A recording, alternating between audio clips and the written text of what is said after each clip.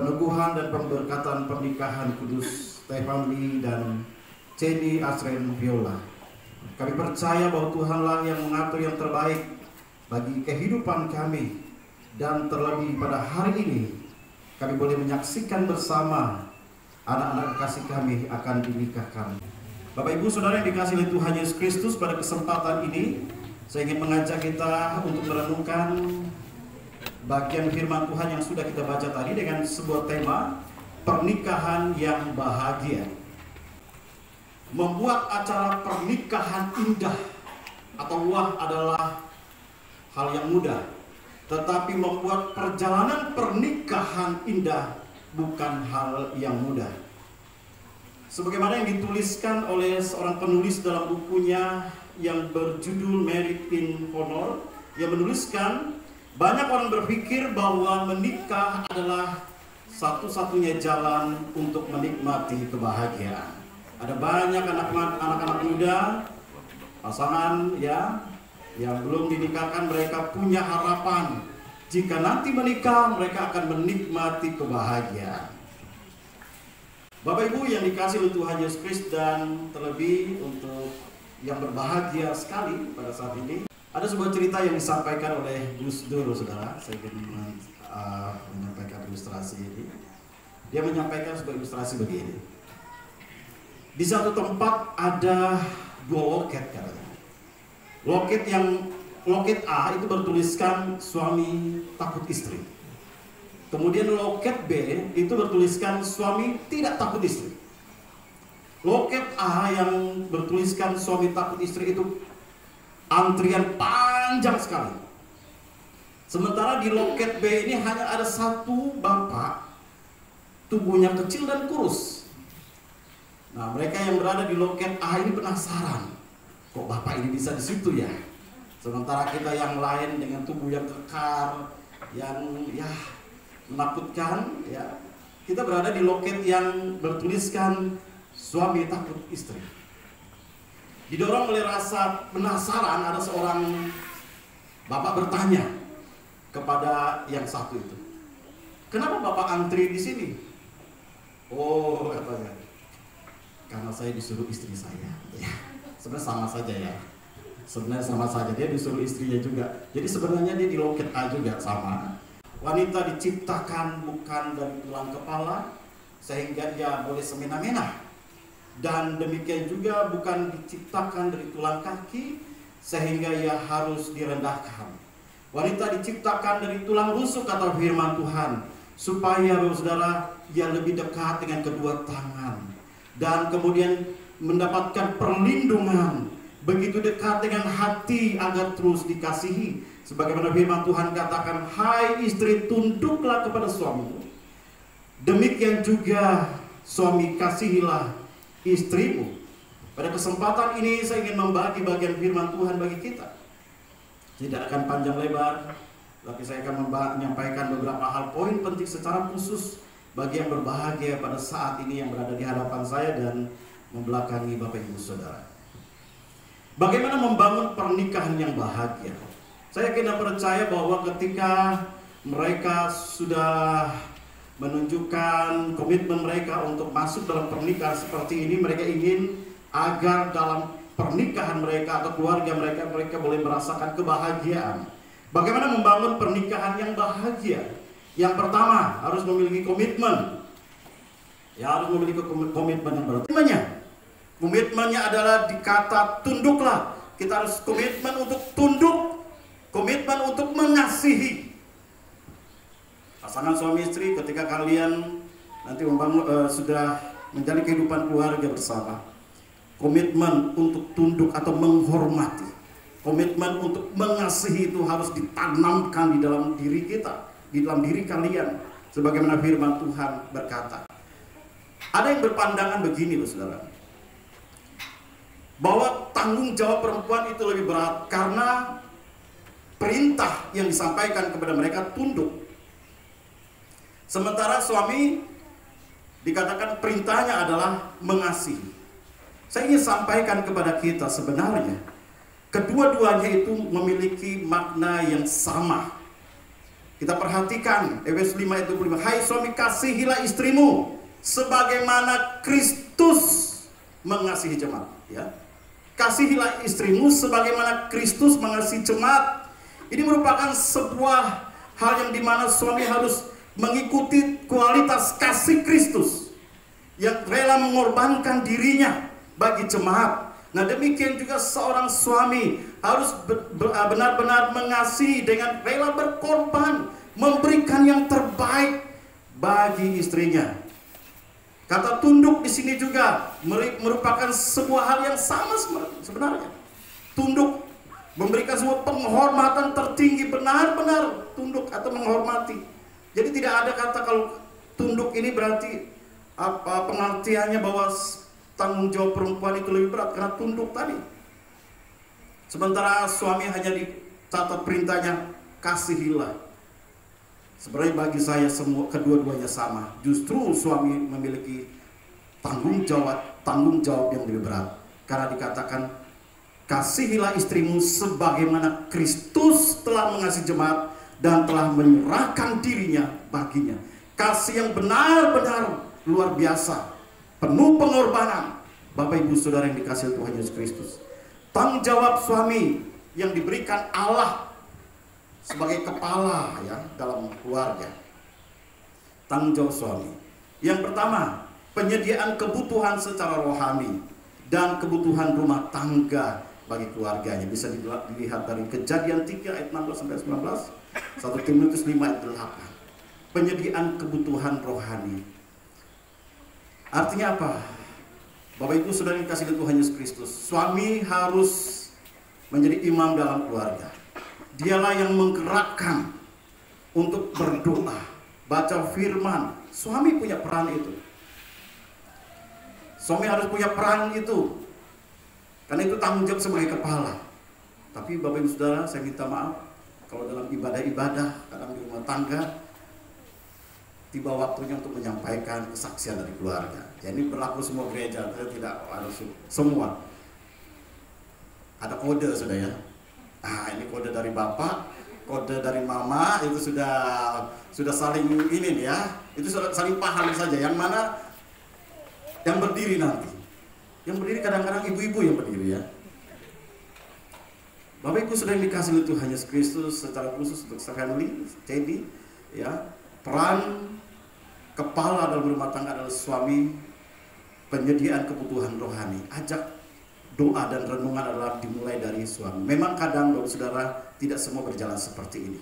Tetapi di dalam sebuah rumah tangga misalnya tidak berjalan seperti itu, istri pun istri pun mengambil sikap untuk menggerakkan ya agar peran ini dapat berjalan. Dan kemudian tanggung jawab suami yang diberikan oleh Allah kepada suami sebagai kepala harus penuh kasih, melindungi, memperhatikan istrinya sebagaimana Kristus katanya mengasihi gereja. Ya. Dan kemudian yang ketiga, perhatian, menunjukkan rasa hormat, pengertian dalam menghargai istrinya dalam Kolose 3 ayat 19, 1 Petrus 3 ayat yang ke-7. Dan kemudian memiliki kesetiaan mutlak terhadap ikatan pernikahan. Tidak ada yang boleh menceraikan kecuali maut, firman Tuhan katakan demikian. Jadi benar-benar komitmen untuk tunduk dan mengasihi apapun yang terjadi di dalam perjalanan pernikahan. Dan kemudian kewajiban istri kepada suami. Jelas tadi dalam Efesus dikatakan sikap tunduk. Dan kemudian kasih, hormat, dan memberi bantuan. Yang firman Tuhan menjelaskan kepada kita. Ada beberapa teks firman Tuhan sesungguhnya. Seorang istri harus mengembangkan roh yang lemah lembut dan tenang. Dan kemudian menjadi seorang ibu yang penuh kasih. Mengatur baik dalam rumah tangga atau di dalam rumah. Tunduknya seorang istri kepada suami dalam teks firman Tuhan dilihat sebagai bagian dari ketaatannya kepada Yesus. Sebagaimana firman Tuhan katakan, sama seperti kepada Tuhan. Tunduklah kepada suamimu sama seperti kepada Tuhan. Jadi tunduknya seorang istri kepada suami merupakan bagian dari ketaatannya kepada Kristus. Karena firman Tuhan yang menjelaskannya, bukan tambahan dari saya. Adanya komitmen memudahkan pasangan untuk saling mengasihi satu dengan yang lain. hidup di dalam kehidupan yang penuh arti, saudara.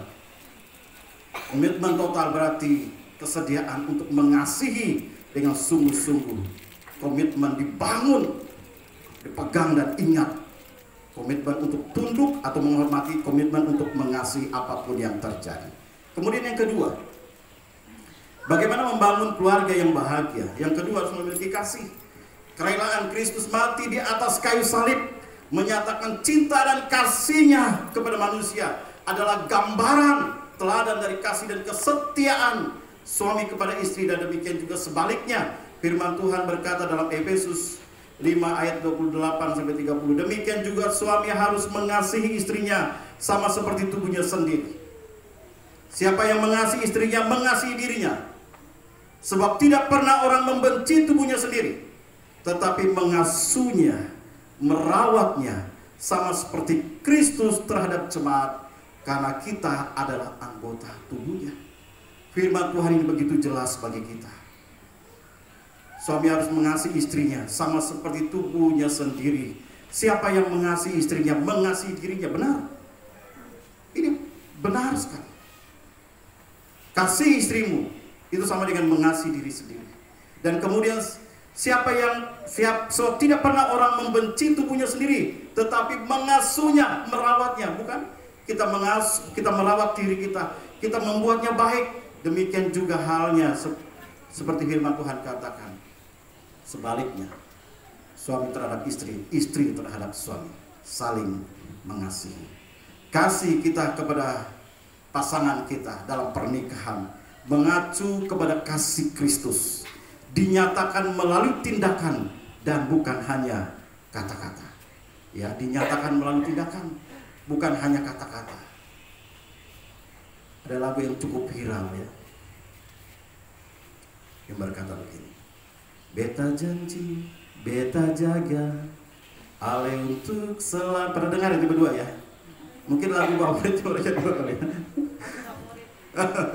Beta janji, beta jaga, ale untuk selamanya.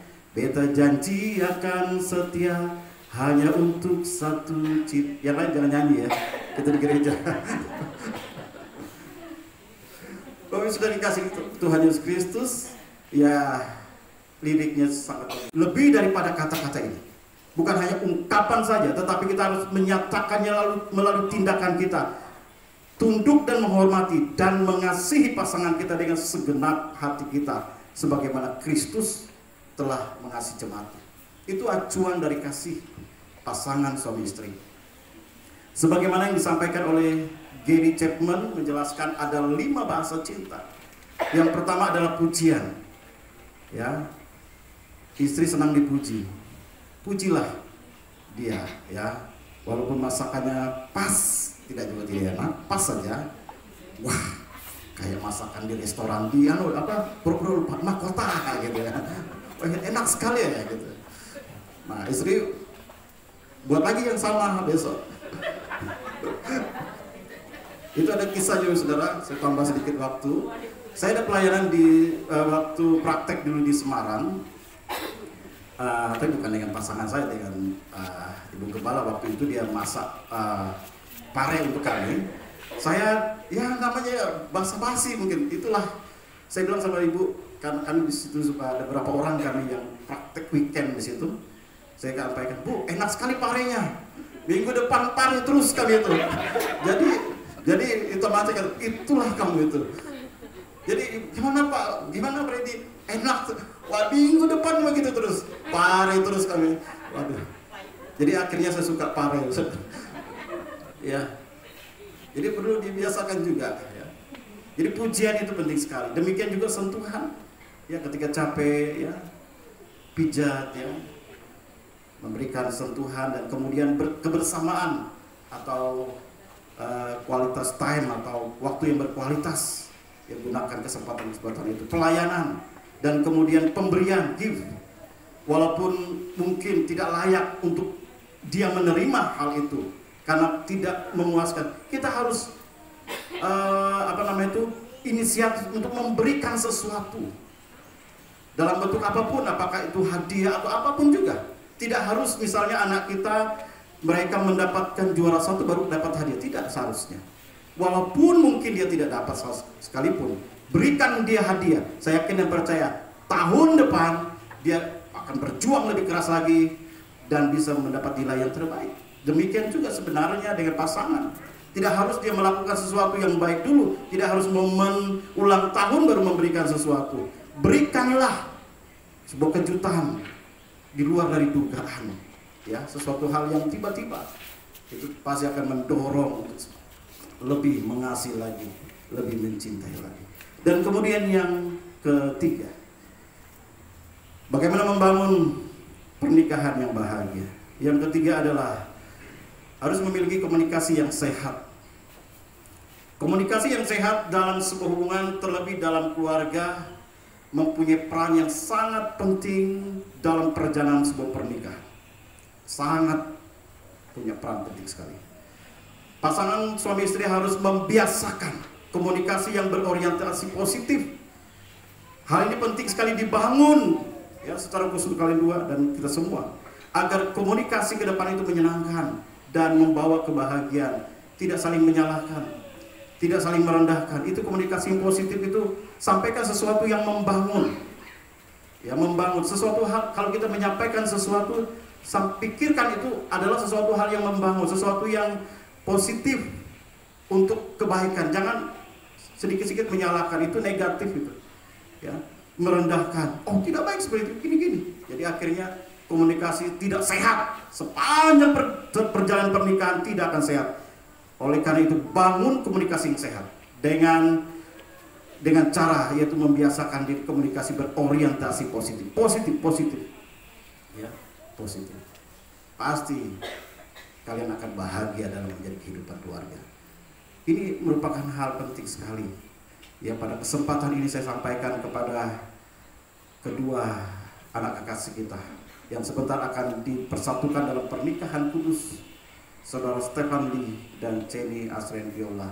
Biarlah kiranya melalui kebenaran firman Tuhan yang saya sampaikan secara singkat dan sederhana pada kesempatan ini menjadi dasar dan landasan bagi kalian dua untuk membangun pernikahan yang bahagia, memiliki komitmen, memiliki kasih, dan kemudian komunikasi yang positif. Bagaimana cara komunikasi yang positif? Kita membangun suatu komunikasi berorientasi positif. Kita memikirkan hal yang positif untuk dalam percakapan atau membicarakan sesuatu positif. Itu akan membuat kita akan tenang, menyenangkan, dan bahagia dalam menjalani kehidupan keluarga. Mari kita berdoa.